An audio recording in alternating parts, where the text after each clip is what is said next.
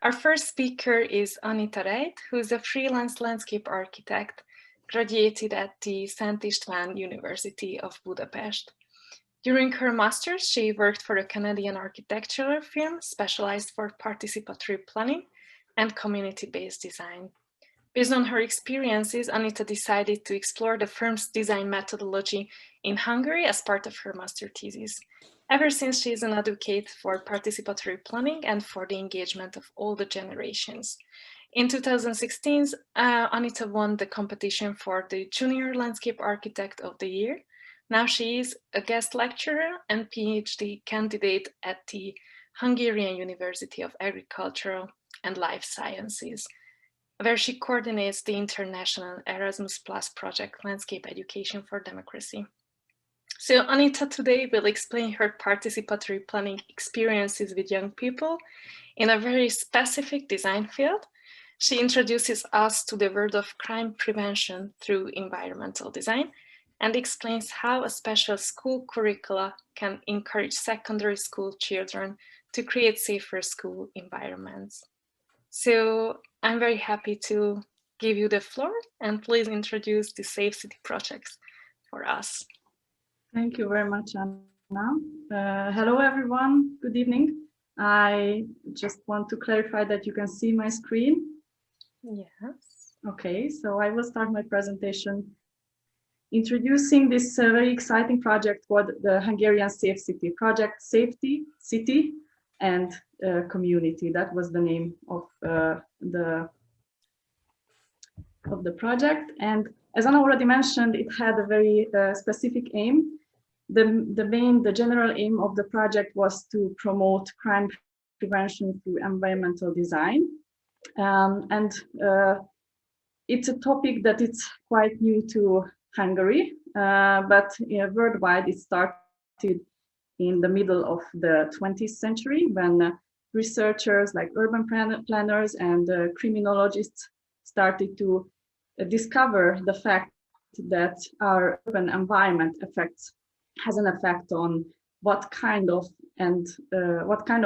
crimes are committed in that neighborhood.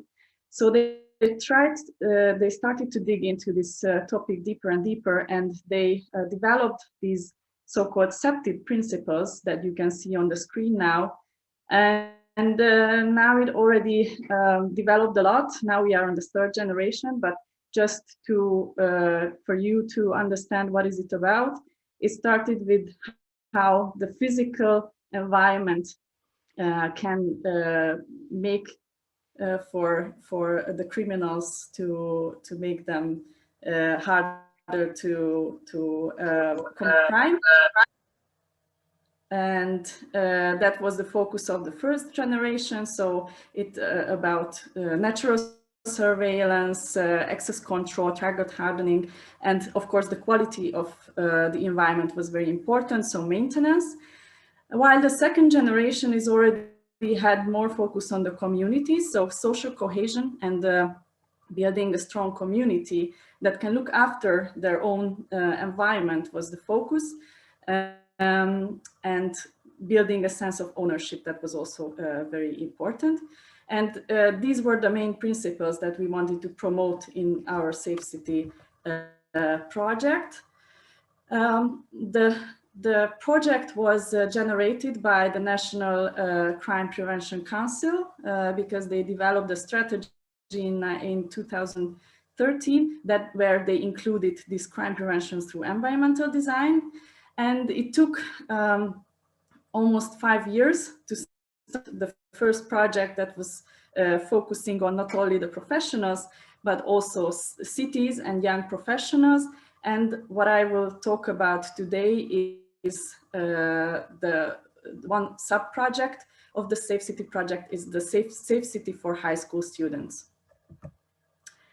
Our partner was the Vécsey János dorm, which is located in Budapest in the third district, as you can see from these maps where I marked the site. It is home for almost 150 girl high school students, so from the age of 14 to 20. It has a quite large green area, a garden next to the building. And just to highlight what were the main principles and aims of the project is that what I already mentioned before. So building a strong community and strengthening the identity of the place, a sense of ownership, and working on the conflicts related to the territorial boundaries, which were very significant when 6 and 8 girls living together in one room.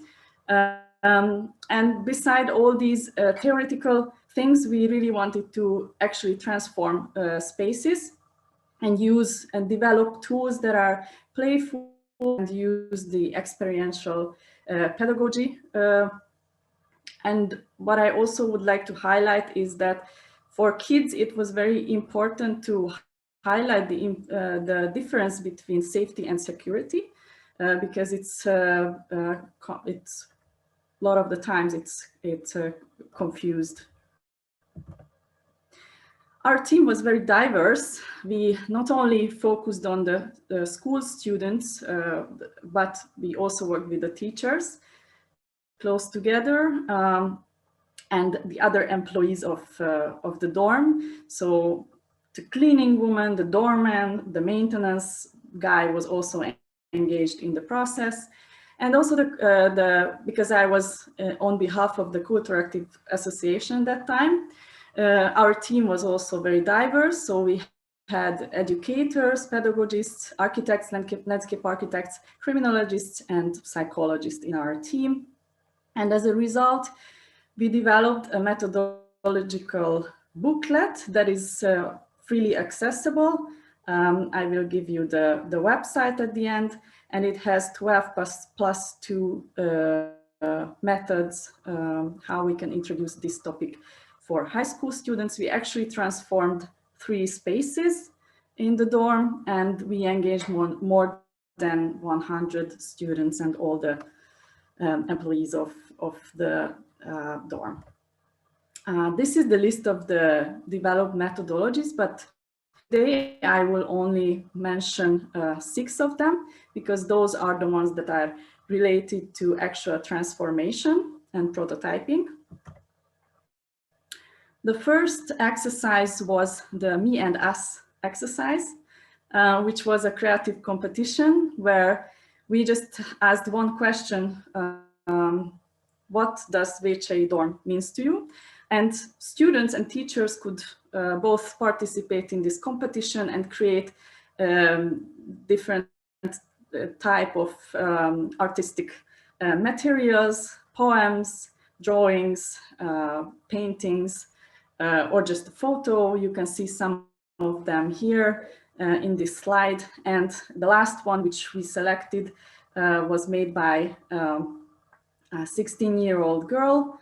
And you can see the actual result, how we used this competition result. So we hired a graphic designer who helped us to adapt this art piece to the empty wall of the dorm. And we actually painted together with the dorm community to this wall to give some kind of an identity, a new identity to the garden, so they will have more a better sense of ownership. And actually, you can see the first girl here painting. She was who made the art piece. The second method that I would like to introduce today is the Tape It.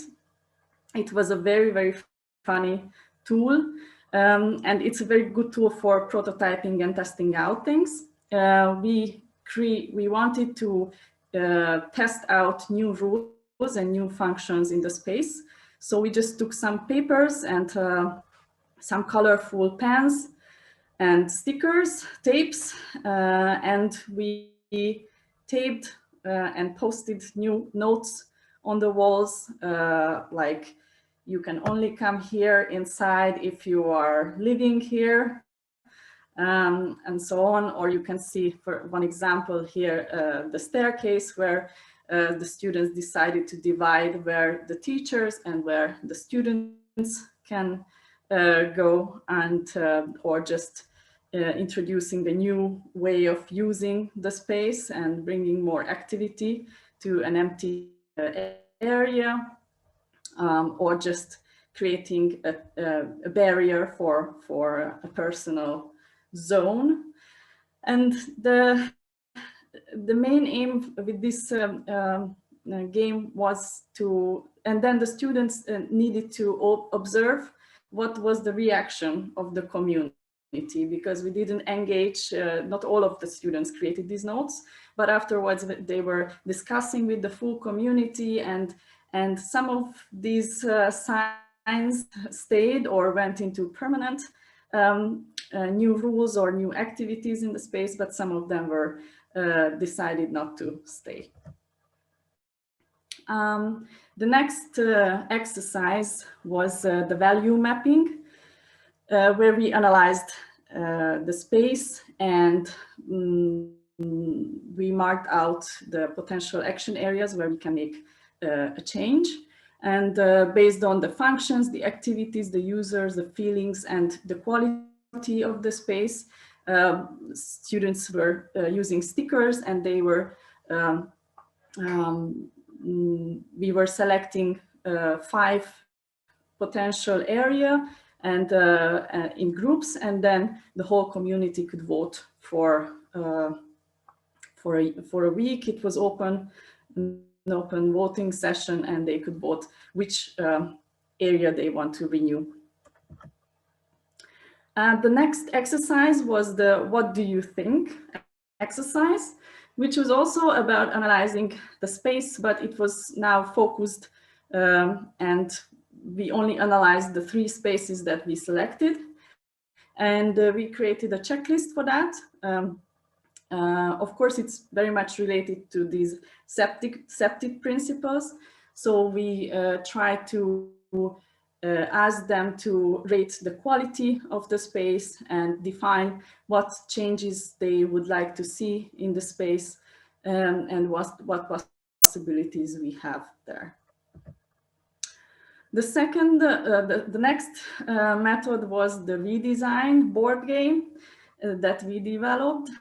And basically the board of the game is the layout of the space that we design.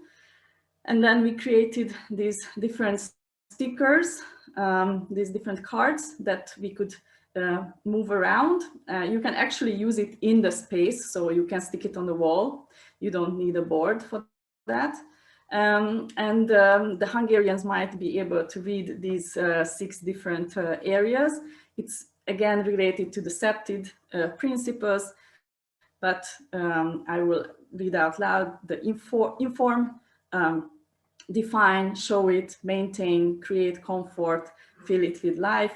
So these were the 6 aspects that we wanted to see where we can introduce in the space.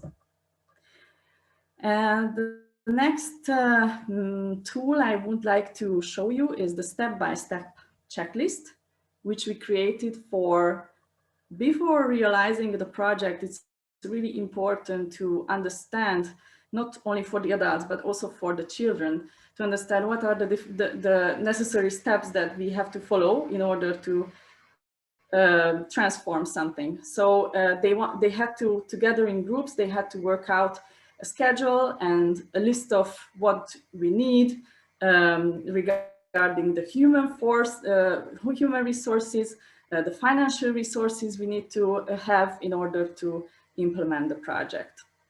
And it was really interesting, and they actually really liked to be that we engage them in such processes, because it's in school life, it's usually belongs to the adults to deal with such schedules and checklists. And then some pictures of the building together exercise.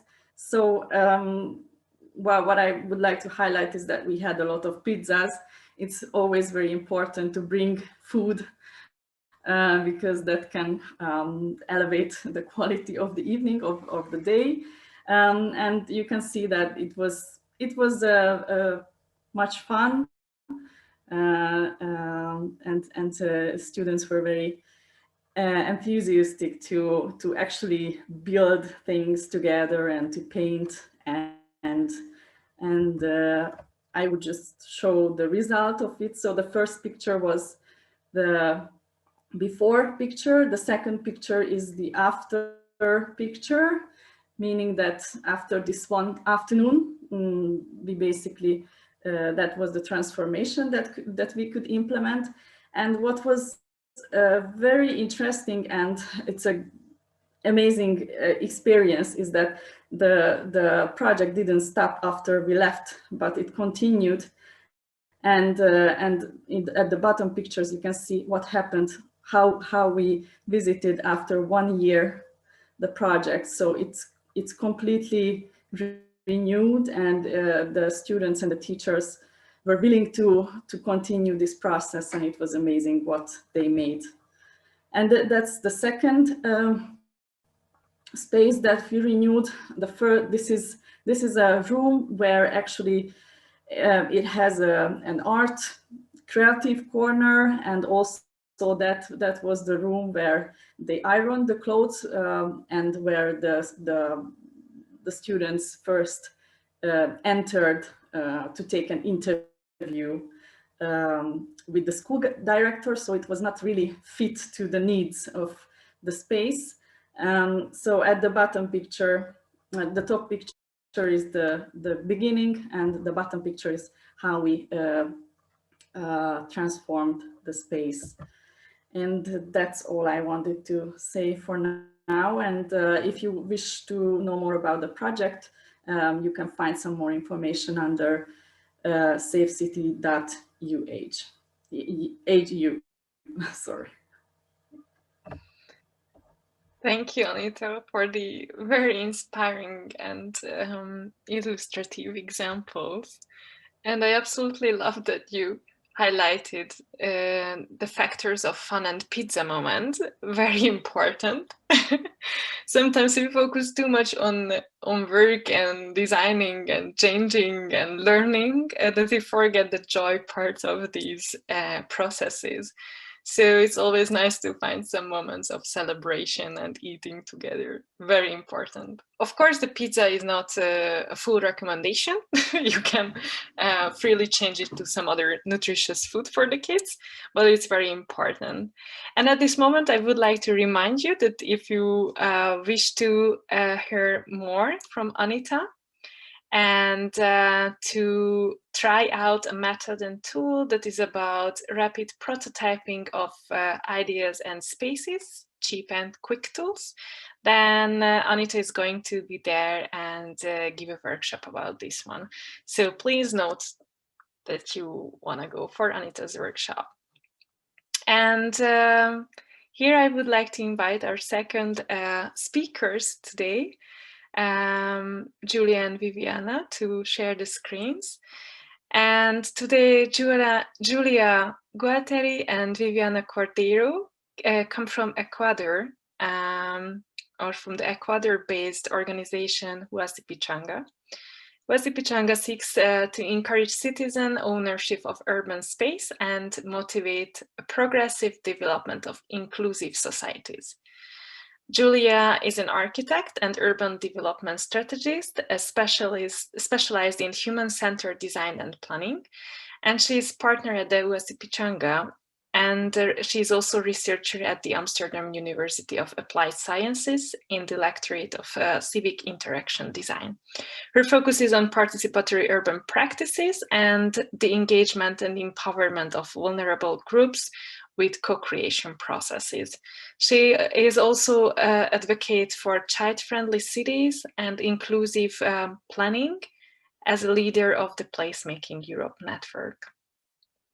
And Viviana, she's also here with us today. Viviana plans cities hand in hand with children, and adds play to the urban environment. She is a lawyer and urban planning specialist driven by the concepts of social and environmental justice. She is founding member of the Vasipychanga, and she is also a PhD candidate in spatial science at the University of Groningen. Her research focuses on how child-friendly cities can be included in the local governance and agendas. They together will talk about co-creation tools at Vasipychanga and how to include child-friendliness into urban transformations. I can't wait to hear your stories. Thank you, Anna, very much for the really extensive introduction. Me and Viviana, we are really happy to be invited by Kulturaktiv today. And well, we want to guide you through our work, especially focusing on one project we developed 2 years ago in Germany. But first of all, I want just to explain you like what this difficult name Vasipychanga means or where it comes from. Well, it comes from the actually Quechua language in Ecuador, and it represents the moment of celebration and inauguration of a house. So in the rural community in Ecuador, mainly the houses are built participatory or all together. So every time a house is concluded, there is a big celebration or an inauguration of the place. And this really represents also the core value that we believe in when as a Vasipychanga team, we intervene in public space. So we are a transdisciplinary collective, and yeah, our main focus is bringing participatory practices in the urban development process. We want to guide you today through this methodology that we developed after a few implementation on the ground in different contexts.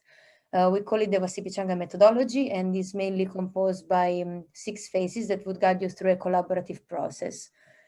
We use these terminologies that you see here, these 6 different phases, by taking the metaphor of a click, of taking a picture, that nowadays especially is a very quick action that we can do very easily, but often professionally on certain occasions, it really requires a lot of studying, understanding, and also comparing with or having peer reviews and including many people into the process. So we developed this methodology that is composed by the screening as a first phase, which is assessment and understanding what are the challenges of a place in a collaborative way. So involving the community and the different stakeholders, understanding what are the opportunities of the area, why people are struggling with certain issues. And together with them, we also bring them through the picturing phase, which is a moment of defining a solution together. While in the zooming in later on, we need approval, and often can be from a municipality of other authorities or a client that you're working for. Later on, the most intensive part is the capturing, which represents the click when we take a picture, but in this case would be the construction or the implementation of an intervention or of a design, for example. And then the revealing phase, which can really well relate with the pizza story from Anita previously, which is a celebration, or we also call it the Vasipychai. So this is really the moment of inauguration and celebration with the whole community of the final result. And finally, the zooming out, which is, I think, a phase in all the projects or other methodologies, which is understanding of the impact, so the evaluation of the project itself. Well, as I was saying, I want to guide you through this project we developed in Germany, in Jena-Lobé, the small city in the south of Berlin. It was part of a bigger competition, architecture competition called 72 Hours Urban Action. And as you can understand, we had 72 hours to get together in this specific square that you see here in the time-lapse video, develop an idea, a proposal, and implement it in that time. We anyway decided to go through our methodology because it's actually a process that allows you to develop, to produce impact in a short or long time.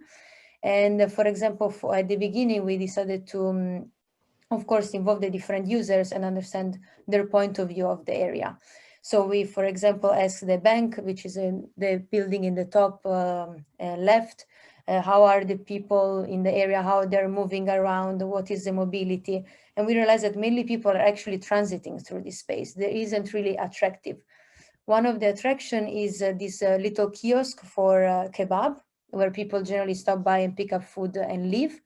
And there is also a sort of playground or an horizontal, playful elements where people and kids mainly play, although they also express their need for more because they were kind of a bit bored by this just horizontal interaction with the space. So the smiles that you saw in the last pictures I show you is part of participatory mapping tool. So to be able to involve kids through the process of the understanding assessment of the area, we included these user-friendly emojis with smile and so on to understand which are the strengths, the opportunities, and the challenges of the area. And in this way, we had the kids really expressing the need of more play and the need of more sitting, for example, for the parents to take care of the kids while they were playing around. And yeah. And from this moment, we then decided to think about a solution and a design that we could include in this area. Of course, the time was not a lot, but we started to sketch certain ideas, creating some models, and this way kids were also be engaged and involved in writing down, drawing their dreams for this new place. And we came up with this 3-frame solution. In these frames, we included 3 different functions, because through the process of the assessment, actually, we also learned that this space previously was used as a market, but this business didn't have very long life. So we thought it would be interesting to bring back some of the green elements and the eatable plants through a vertical facade garden, which is the function of one of the frames. And the other 2 that you can see here on the left, bottom left, is a sitting spot to be included next to the kiosk area, and a more vertical, interactive, playful frame for kids to have a new experience. Of course, we had to deal with the authorities, and that was not very easy to convince them of our proposal. We had to negotiate our idea.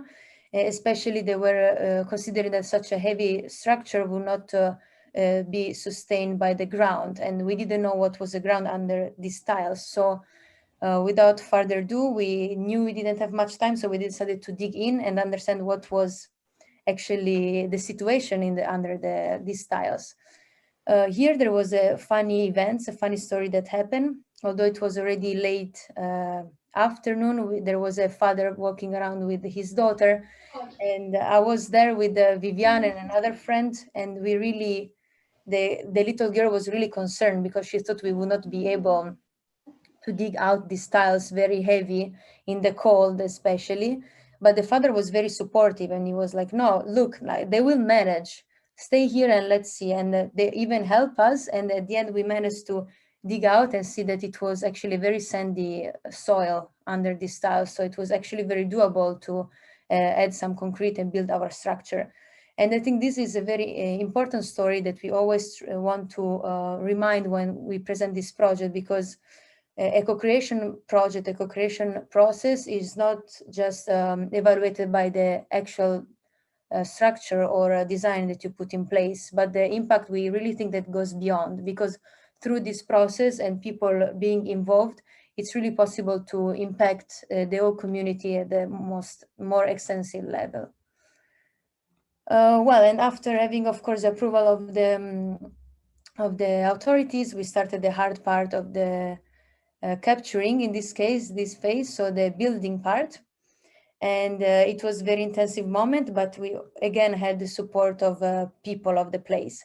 The kids, of course, were really into the green part of the green component of the project. So they really helped us a lot to organize the pods and build also some hangers for the plants to be added to the frame.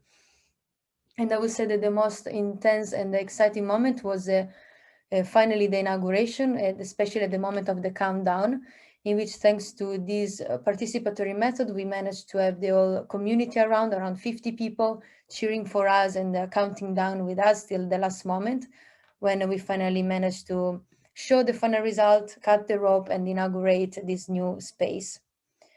Well, this is the final result.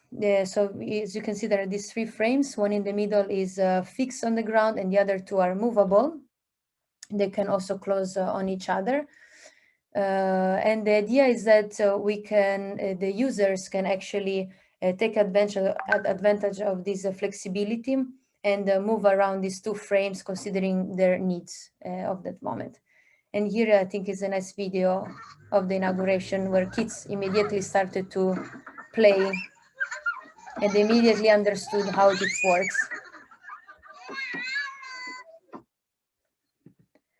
And yeah, to the final phase, well, as I was mentioning, the zooming out, the project, our intervention stayed in place for around a year, but not every project is 100% successful. There is always room for improvement. In our case, for example, the maintenance was a hard task to fulfill. So after a year, they decided to move our project in a different location that was more intended for kids to interact with it. So they included a new function, musical function and musical elements for kids to interact with it. So they also managed to change the design, and they added in this green garden where the maintenance of the space of our project, our design was easier. So this is very quickly this project we did in Germany through the process of our methodology. I explained it to you in a very linear way, although we know that co-creation projects require very organic way of working, and we think really that our methodology allows that, because it's really possible to take a step back if necessary and shape it and develop, go through the methodology, considering your context and as well as the challenge that you want to tackle. We develop also a manual that is open source, downloadable on our website, and we would like to go a bit more in depth through the manual and our methodology also in the second part of the webinar, in the workshop part. We would like to maybe experience one of the tools we use in the screening phase with you, if you would like to join us. And I will let Vivi also do some last conclusion and reflections. Yeah.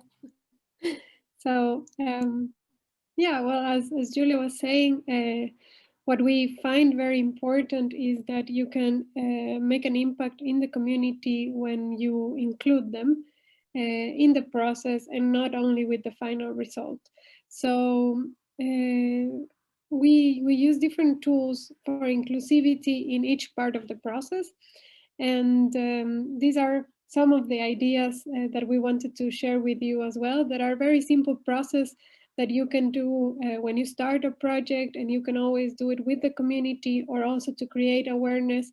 For example, if you're working with public servants, with the municipality, with politicians, these are very nice ways to do it. So for example, what we do is normally we go out with a bag of rice if children are not there, 3 kilos, 5 kilos, depending how big do you want your kid to be, and walk around the neighborhood, try to go to the supermarket and see, do I really manage to get there? Do I need to sit in the middle because I'm tired? And is there a place to sit in the middle? So then you can go and map all the opportunities but challenges of the neighborhood.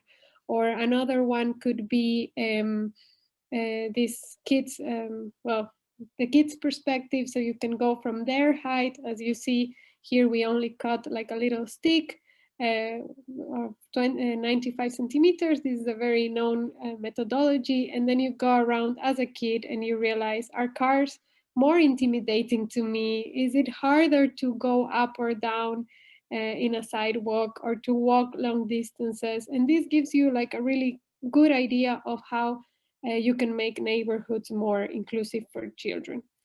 And another one is, for example, really like, would you feel safe if you go blindfolded around? And therefore, can you feel what disabled people would be feeling? Is this a good place for them or not? And what can you do to change it? These are some of the tools to create awareness, but I want to focus on two specific elements that help to think about inclusivity for children in general. So one is play, and the second one is mobility. But in this case, for instance, when you talk about play, you can easily see in this picture the difference, right? And the inclusive or exclusive place that we are talking about here. You can see a very limited playground that it's supposed to be for children, but parents need to wait outside. Maybe they are bored. There is no place for interaction. While in the other one, it brings a lot more opportunity to play and a lot of risky play, independent play, etc. And when we talk about mobility, it's the same, right? If you think that you can go around with your kid and without holding hands, and if he runs for 10 meters or 20 meters, it's going to be fine, versus a place where you think like, oh, I have to hold on to my kid because it's really unsafe because of the cars, for example. Or if you let your children go around in the neighborhood, can they go alone to the stores, to the schools, etc. So in this case, we recognize perimeters of safety around the places that children normally are in. And this is important because for planning and for urban planning specifically, because you can distinguish the chain of mobility and what it means for us when we plan for children. So if you don't have children, you think about this productivity chain, let's say, of mobility. Oh, we need people to go from home to work, shopping and back. But if you think like you have one child, you already have to live in the school, then go to work, then come back, pick them up, leave them at a care center or with your grandparents or in ballet classes, all these things, then go shopping, then come back. And if you have more children, it becomes even more difficult. So if you think that you spend 2 hours, 3 hours commuting because of the traffic, you already are wasting precious time with your children first. Second, they have less time to play, and that influences their development. So inclusive cities think about all this. And just to finish, I wanted to share with you this project that we're doing in Ecuador. That's actually very, very similar to what Anita presented, because we are also looking at making safe spaces around schools and providing the chance of individual mobility, independent mobility and play around schools. So if we draw a perimeter around each of the schools of this neighborhood, for example, then we can already say that all the neighborhood can be child-friendly. So it's very important to think about it. And yes, so we hope really that oral methodologies can be inspiring, replicable, and that you join us later in the workshop, or if you don't, you can always contact us through the Vasipychanga webpage or send us an email, and we'll be happy to keep talking about this. Thank you so much, Vivian and Julia, for the presentation and to show how we can really take the perspective of the children and young people and think with those needs in inclusive planning. Very beautiful examples. And so if you want to join Viviana and Julia for the workshops, they are going to show you how you can rethink your projects and think about them in child-friendly perspective. So make a note for yourself that you want to join Viviana and Julia for the breakout room sessions. And now we quickly go further to our last speaker, Rosa. So if you wish to prepare your presentation, you are most welcome. So our third speaker is hello, Veronica Rosa. Rosa is an architect ready to get her MA diploma at Moholy Nagy University of Art and Design. Since 2018, she is a member of the junior program of the Hello Wood organization. And Hello Wood Budapest is specialized in designing and building custom-made temporary installations that people can use and enjoy. In their junior program, they focus on shaping children's design thinking with the help of design students and young designers. Rosa talks about her experience of designing and constructing real-scale models with children, and she talks about how children can be involved in the design process from the brainstorming phase till the construction. And she will show how Hello Wood Junior helps kids to experiment, model, and build with the construction materials. Rosa, please start your presentation. Yeah, I was late with the unmuting, sorry. But thank you for the presentation and welcome everybody. I hope you can see my screen very well. So I will be talking about my experiences I have gained being a workshop leader at Hello Wood Junior and having the chance to design and to build with kids. First, let me tell you a little bit about the junior program I am the member of. The organization is called Hello Wood Junior, and it's part of the studio Hello Wood. Some of you might heard of it. It's actually an internationally recognized and multi-award winner studio, but besides the buildings and the huge scaled installations they design and build, they drew further attention to the importance of education by supporting many projects of children to be realized on this field. So let me start. So I have made a little chart for us to organize how the process of design goes with children. According to my experiences, I think we can do design without kids, with kids, and there is in between idea as well. And as I have drawn, there is multiple steps in case of these designs. For example, the steps which consist two steps. I have participated many times in these workshops. In these cases, we design and prepare before we hold the workshop to build with the children, and in the when we design with the kids, then we hold a workshop to design, we hold a break to prepare, and then a workshop to build. And then in the in-between steps, we design and prepare, but we don't really design before, just prepare the materials, so we don't go there with a very well prepared design. And then we use the workshop to design with the kids and build with the kids. To this third pink method, I don't have any experiences because I have never participated as a leader in a workshop like this, but I think it might actually can work.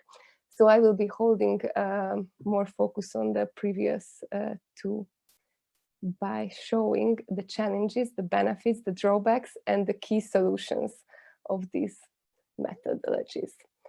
So when we design without the kids, that means that the workshop leaders design and we just hold basically a workshop to build and to realize that. So the challenges of that is that we have to form the bond between the kids and the project, because they are not part of the design project. They can feel that it's not perfectly theirs. We have to endear the concept and involve commitment and engage the kids. This has multiple benefits. Yes, so the first benefit is, for example, that we can prepare with the exact amount of materials. So we have minimal waste basically, and we don't need any preparation break, just as in the first case, because we prep in the beginning and design, and we just go there and build. And obviously we can make larger project in a shorter time because we can calculate the risks and we can make a schedule for the building. The drawbacks are that the motivation to build can be very low in the beginning with the kids, because they just simply don't engage to the project, and it can be hard to motivate them in the beginning because the link to the project is very unsure. So the key is to explain every details of the idea, even before the building, like during a presentation, for example, to hold a presentation when you explain step by step how the idea formed. And then during the the building, you have to leave like small gaps where they can decide what they really want to do with the project, so they can take the project further by imagining the color of it or the joints, etc. So also when we hold presentations in these camps, we hold not just one or two, we hold multiple ones, and from different fields of design like photography, film, animation, architecture and design. And we also give the chance to kids to choose between the projects. So we don't force them to go on one project, but to engage with one project and then choose the project what they really like. So I would like to show you how to present a project with engaging them. And this is one of my favorite projects we have made last summer for goats. It's a little mountain, and we have started introducing the aim of the project, then explaining the essence of the idea and showing the kids a visual close to the final result of the project, so they can see what they were going to do, what is the goal.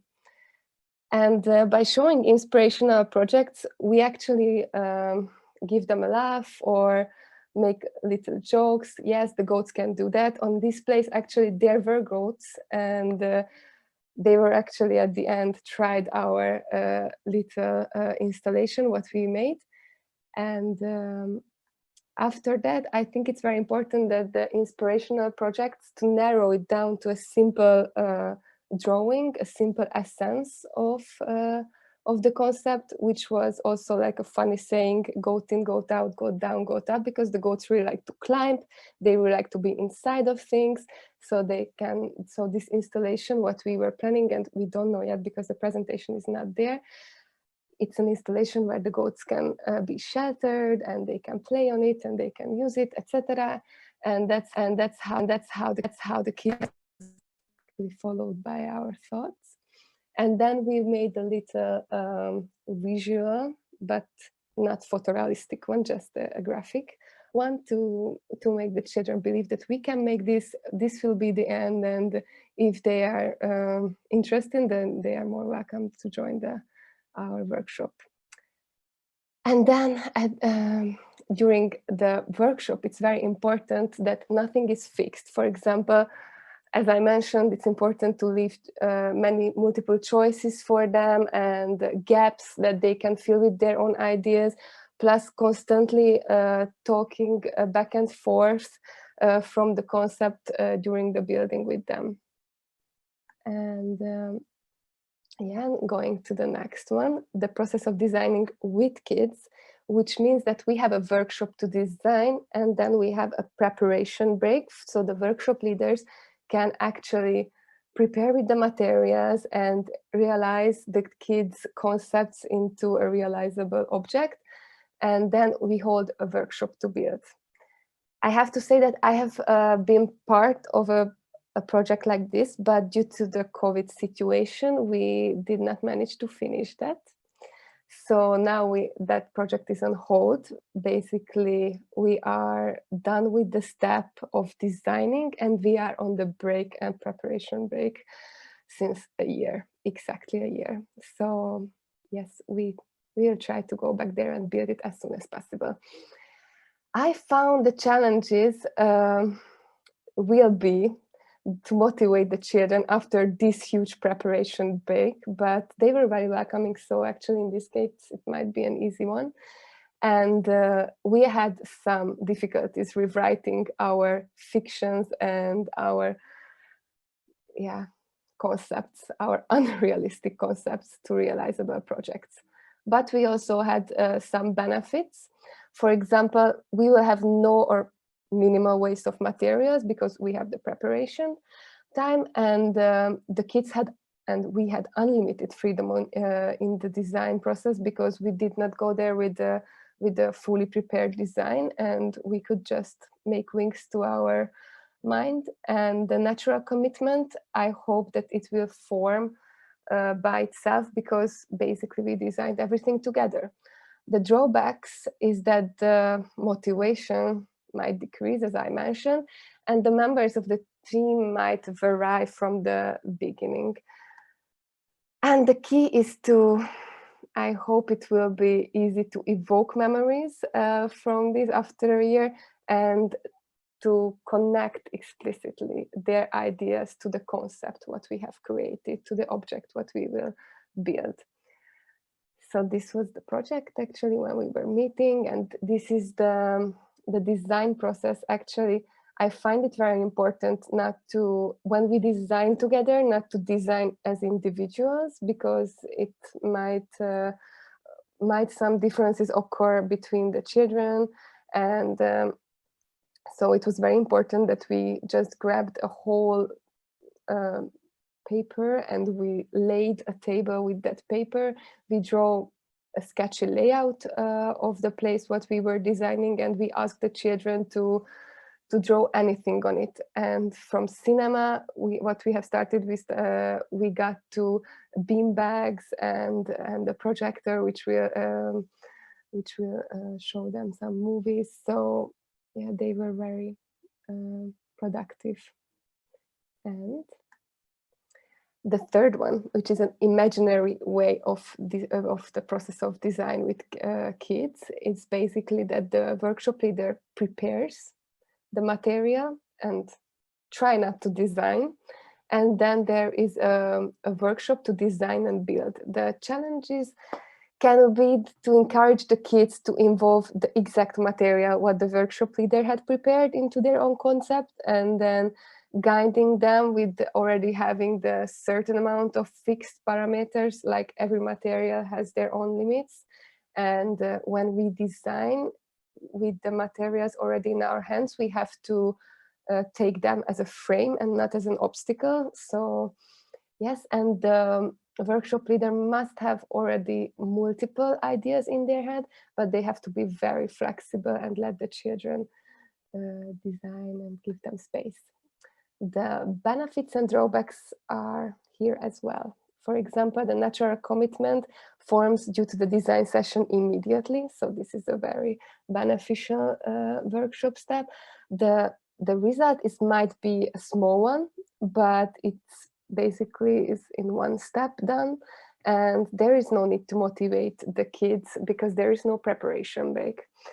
The drawbacks can be that the individual, as I have mentioned earlier, task might harm the flow of the team, because some kids may just rush forward because they are more fast, and then others just lag behind. And there can be a fair amount of waste with the materials, or simply there can be just not enough materials. I don't have any conclusion of the keys here, but I have tried to gather some. For example, always work as a team and brainstorm and plan together. Introduce the limits of the material in the beginning to get ideas from it, not obstacles, so the children can use it as a beneficial one, that they already have the material and not a drawback.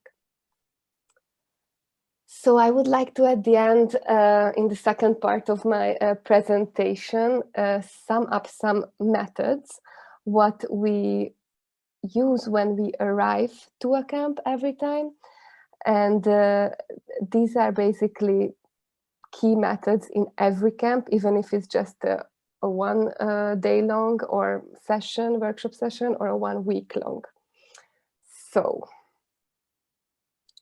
our first step is always team building, which means that we try to form a productive team, and we have some special, extraordinary ways to warm up the group.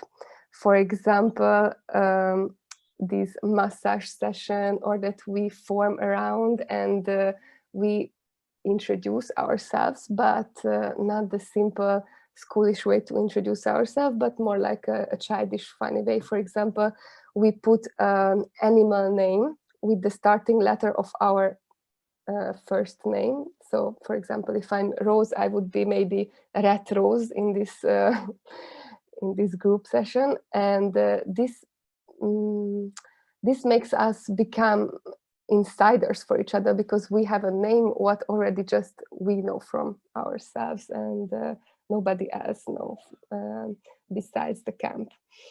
So it's very enjoyable to see that as the days goes by, the children start to form by themselves a group and circles with their mates and just start to play any kind of game what we have showed them already. So I believe that really works. And secondly, we like to form a strong bond between the kids and the materials and the tools by letting the kids work as individually as possible and to only interfere when it's the most needed.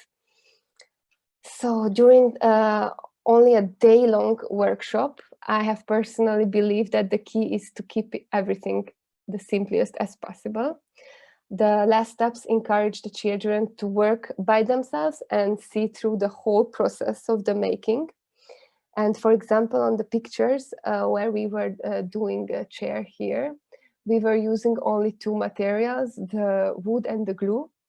And we were working with maybe 3 tools, the saw, the pencil, because we were taking measurements, and maybe that's all. So they were very productive on their own, and the chairs were in the making all the time, and they didn't have to wait for me for help and anything. They could just process it by themselves. So it was it was a very successful one. And obviously with the tools, sometimes we must insist to help them and first show them how the task has to be done. But then we like to go in the background and only assist them by, for example, holding down the material, etc. And there are some tools and cases when the tools must be under our control, but we still ask them to assist us in the same way we would do for them. So we try to make everything together. Yes. There are in other cases when they are already familiar with the tools like the brush and the paint, and they just like to do it all by themselves. And we can only advise them new techniques. What might look like a mistake here for us is not. It can be their personal touch as well. I have to admit that I have had personally an issue of being the correcting one who was always correcting these mistakes, but I have realized that I have to develop on this field and let them do their own design on it. And now I see their mistakes like the beauty of these objects. And the goal is always to have fun, all in all. So we encourage and have the kids during the week to make small fun projects by themselves, and to make a little gifts for their friends and for each other. So yes, and at the end, I would like to share one of my favorite workshop memory, which was during the building of this little mountain I have already mentioned for the goats.